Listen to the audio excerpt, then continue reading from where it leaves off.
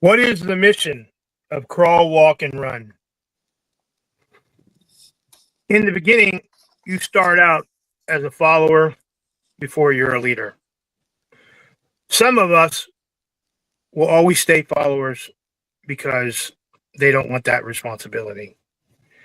Sometimes some of us are groomed into being successful leaders.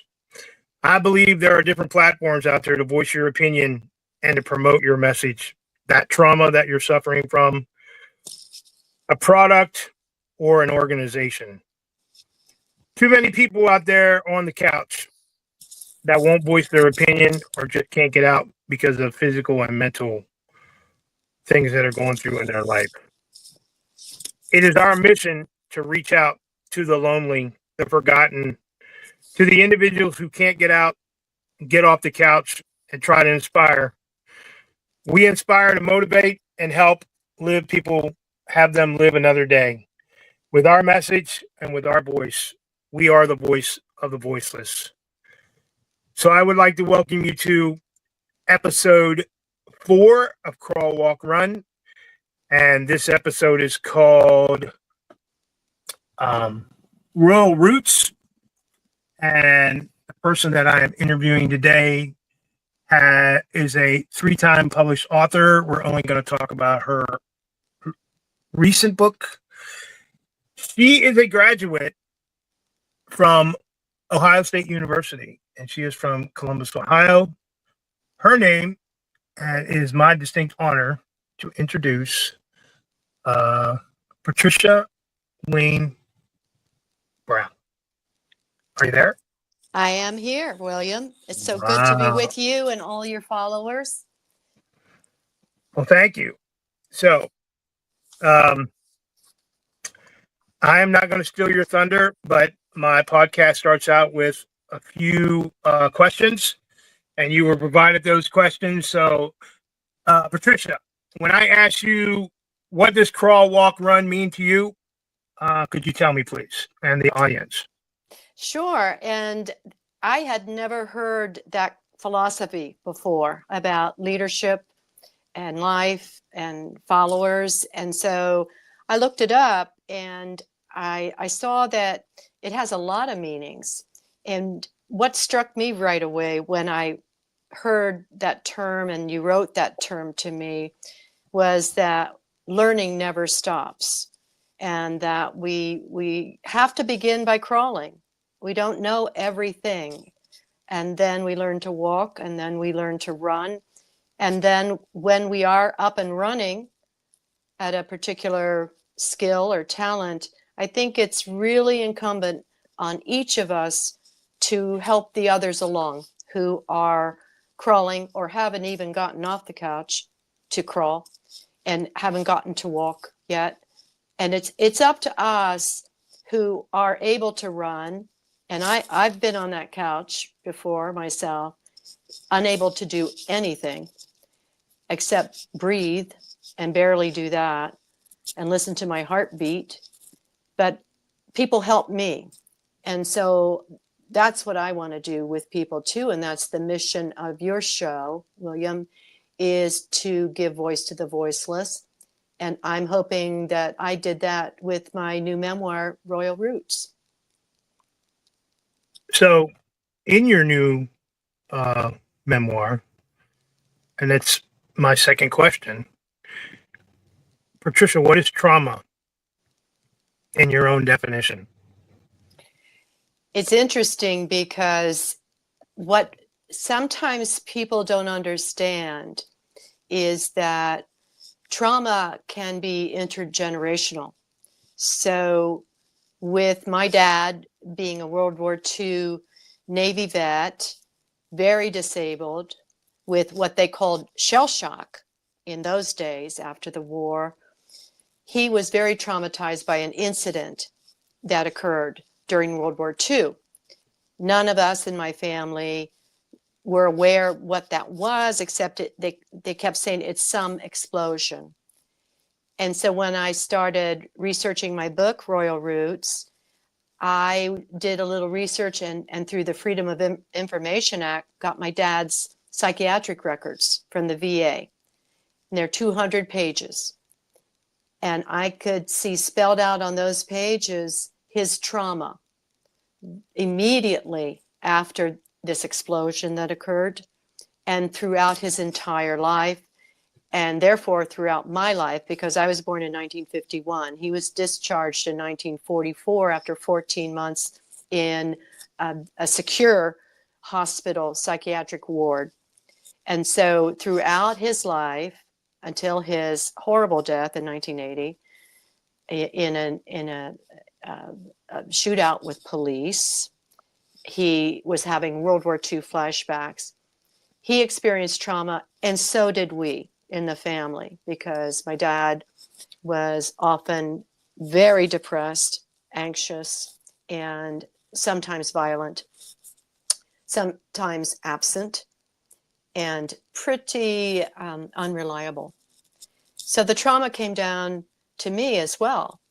And I went through a very serious depression in my late 30s, after 10 years after my dad died, when a number of occurrences happened all at once. And it's in the book about how that happened. And for 3 years, I was in therapy and not able to do much except write a little bit.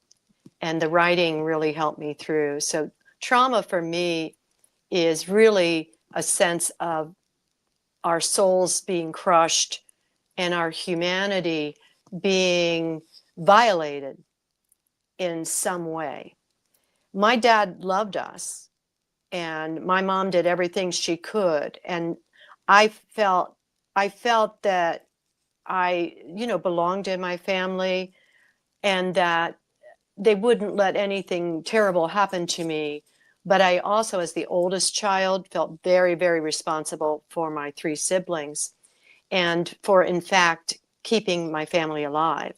Because part of the trauma was we had a lot of guns in the house.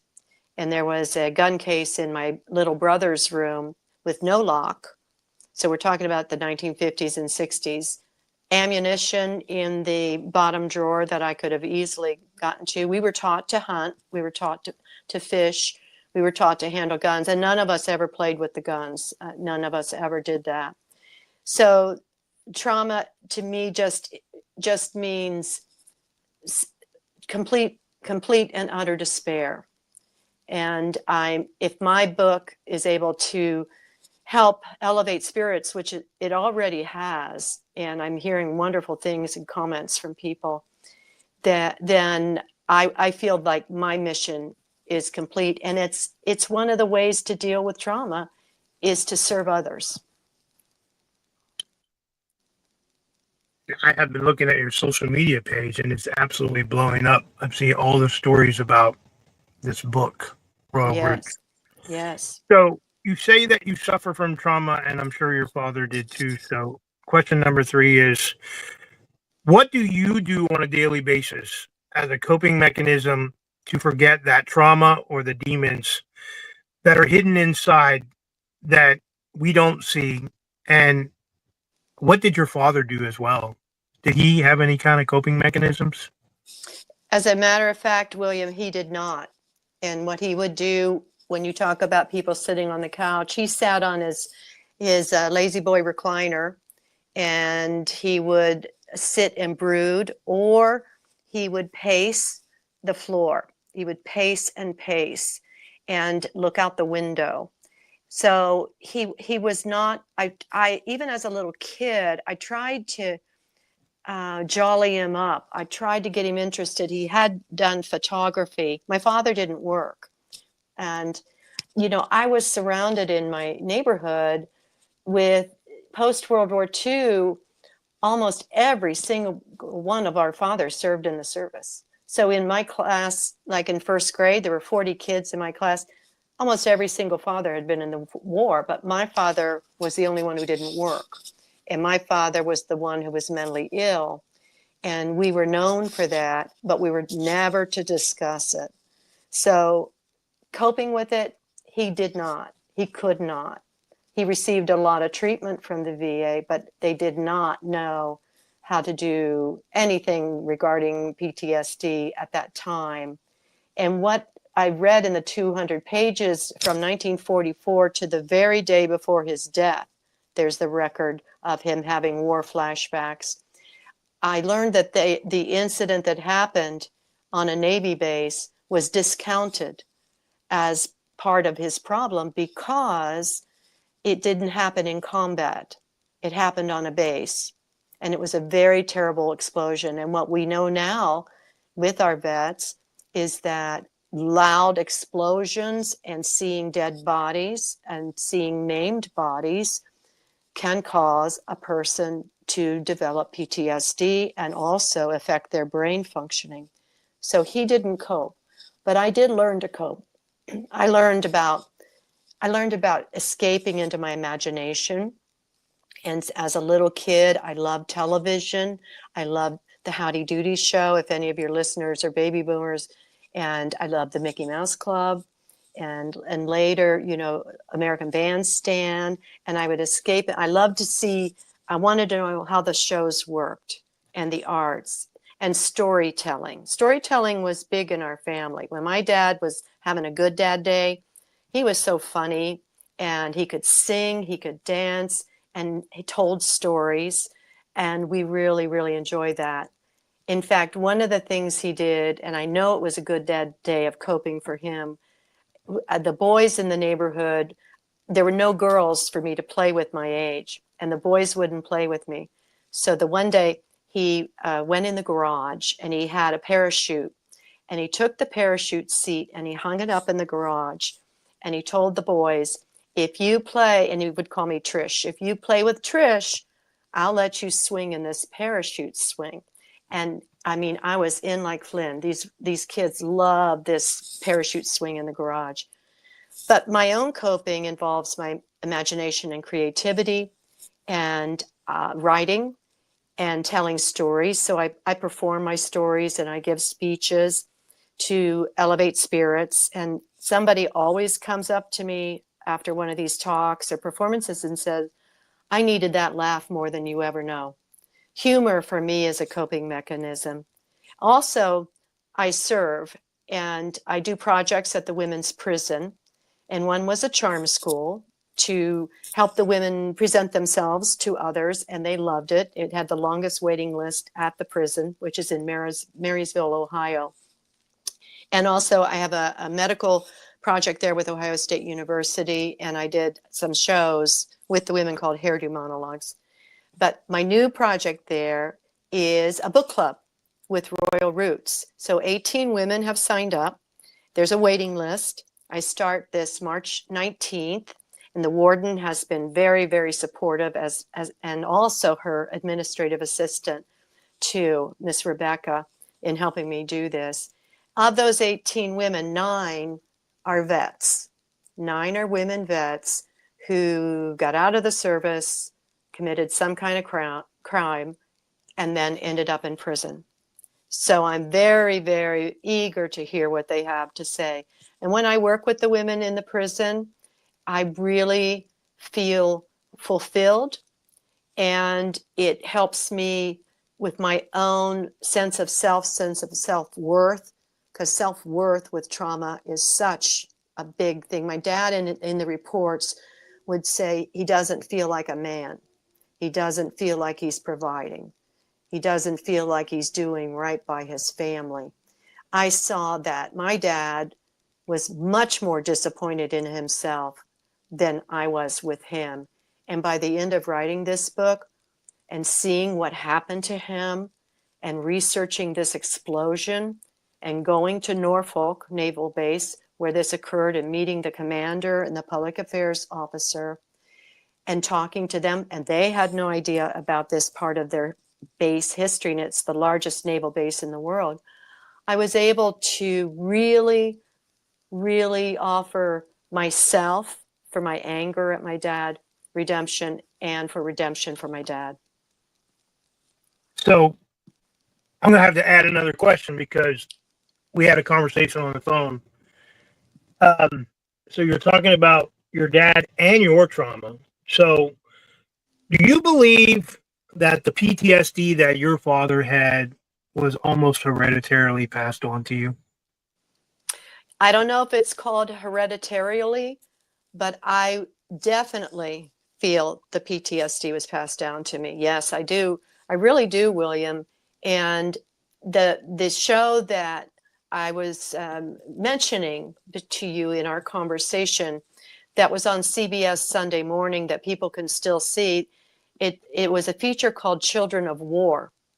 And this specific topic was brought up with families, and the children of the PTSD military person, the vet, the children talked about that with their parents there with the interviewer. And I was struck by the young man, a teenager, oldest of the kids in the family, who was very affected by the father's PTSD. And he tells his story, and you can see his story there. He's doing better.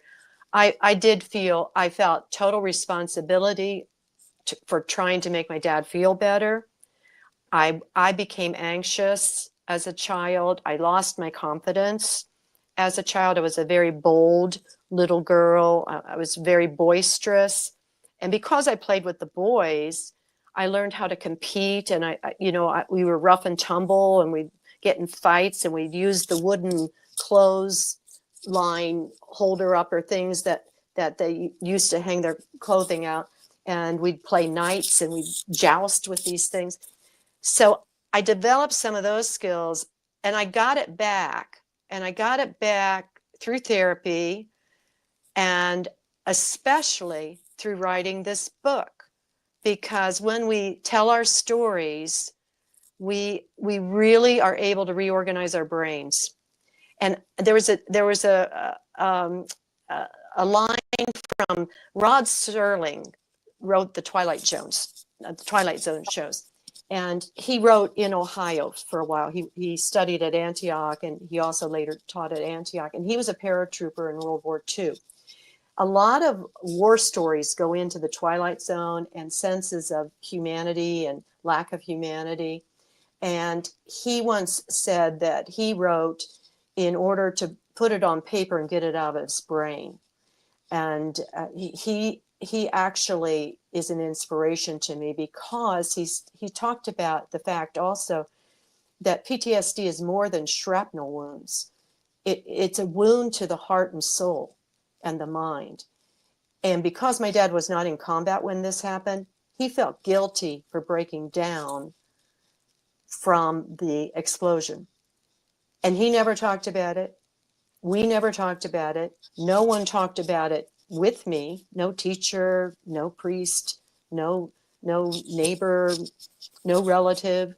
It was a family secret, because it was stigmatized in the 1950s and 60s to have a mentally ill person in your family. There's still issues with that, but it was absolutely not to be spoken about. And to write this book and tell what happened in my family, the good, bad, and the ugly, it really is a first for me to expose this to the public. So I don't want to cut you off, but we got about 10 minutes left. Yep. And I want you to broaden your horizon to our audience. But my fourth question, and you can answer it in your story.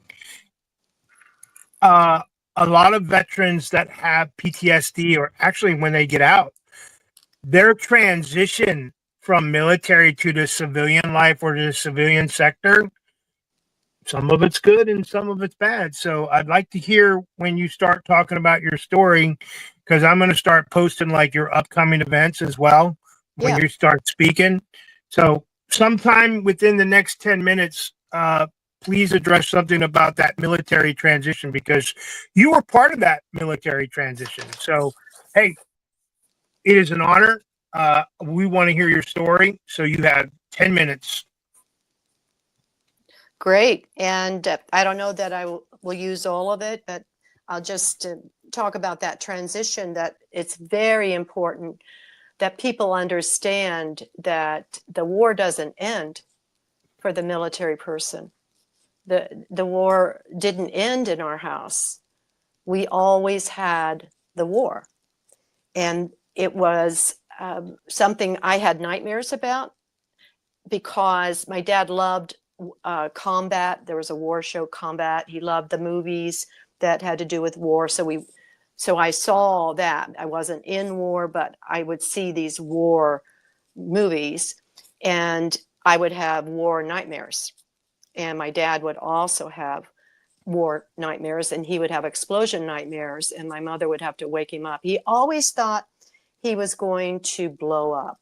He would talk about that in the psych reports, that he would be in church and he was with his father, and all of a sudden he was afraid people were going to shoot through the windows and that he was going to blow up.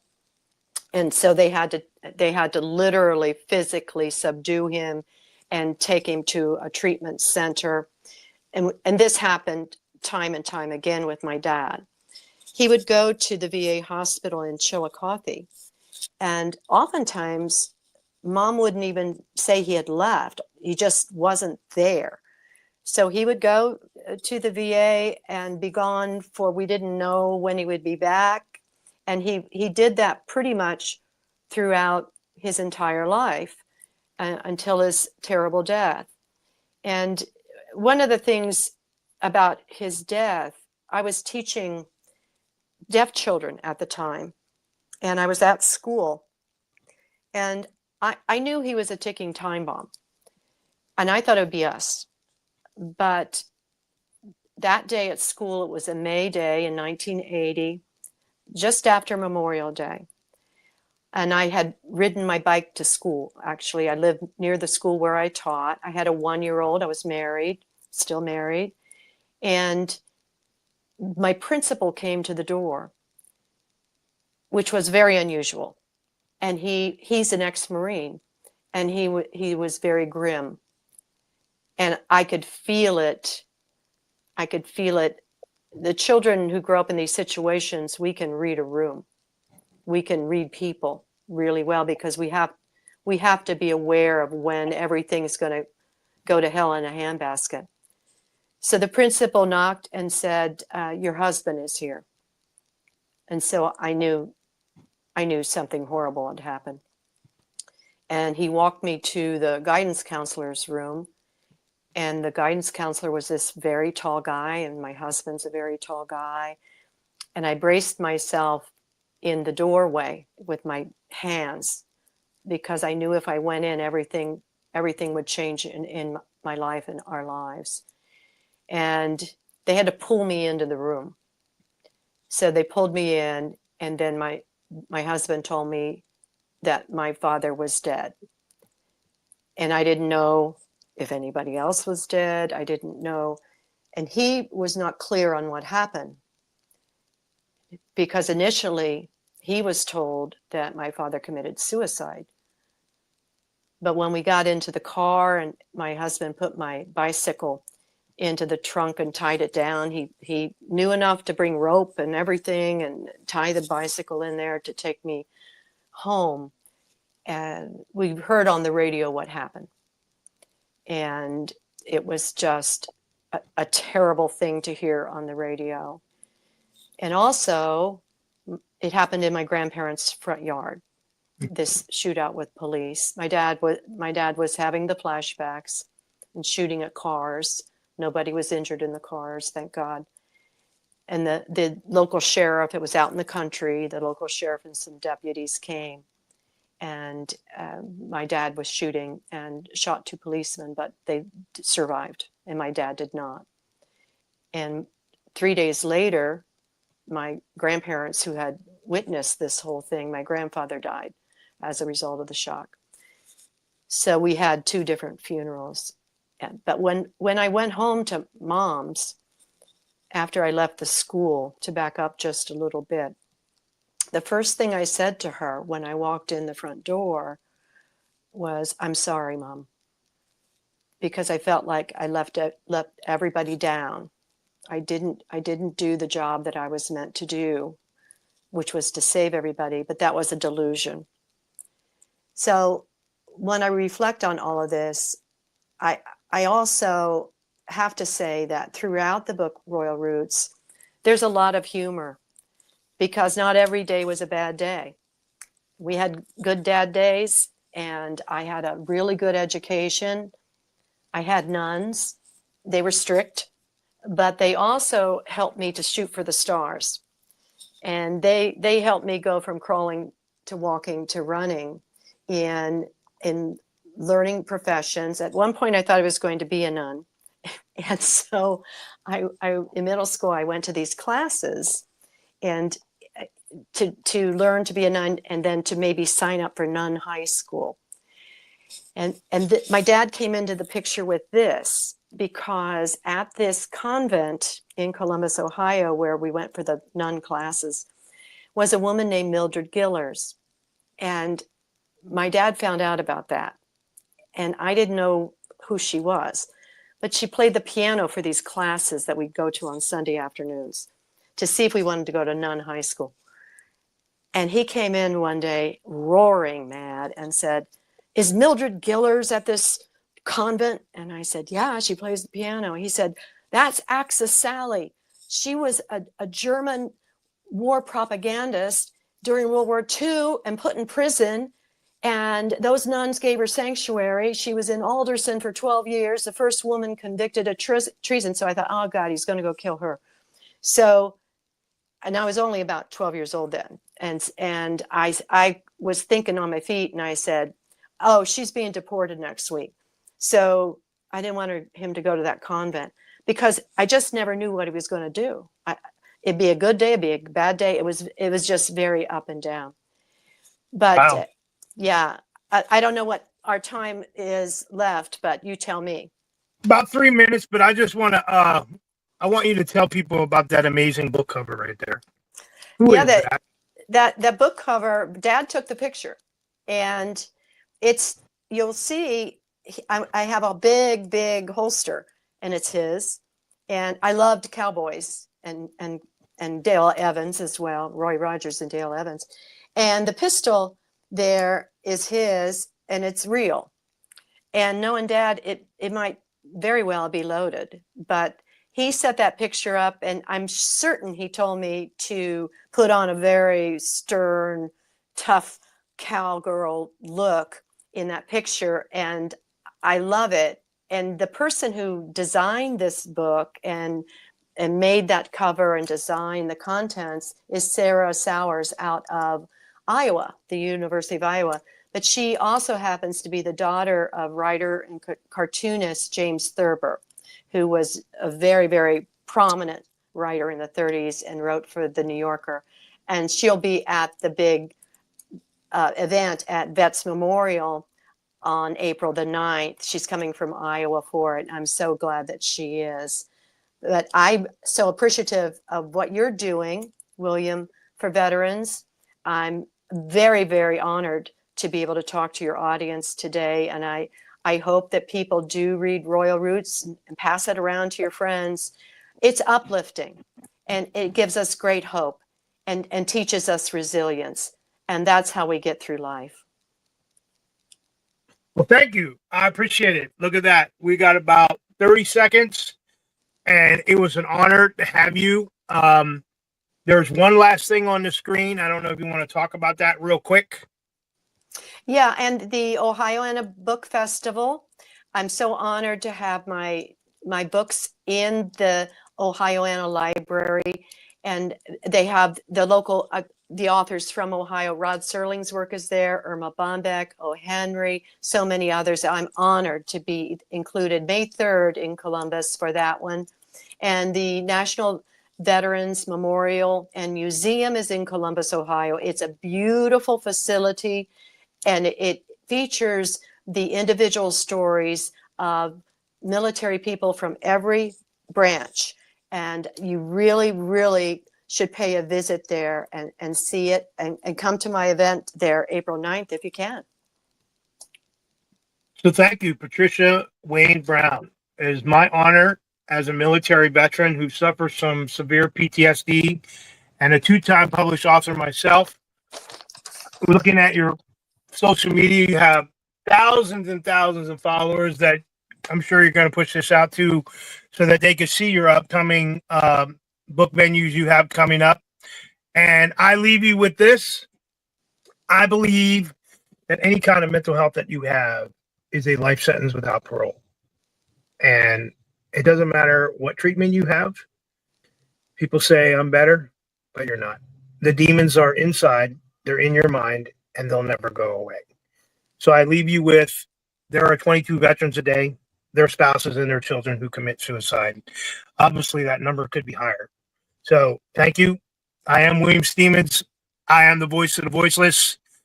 It is my honor. Patricia, thank you. Thank you.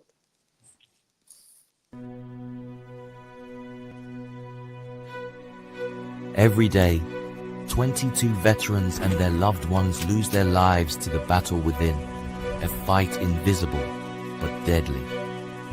For those who face the horrors of war and the isolation of coming home, this book is more than words. It's a lifeline, a tool to navigate the darkest moments. Author William A. Stevens Jr. opens Pandora's box, exposing the harsh truth of trauma, healing, and redemption.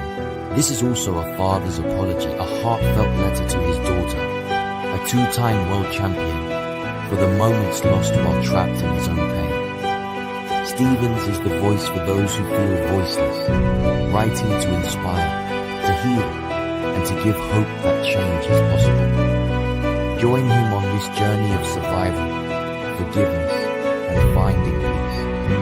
The Broken Mirror, available now on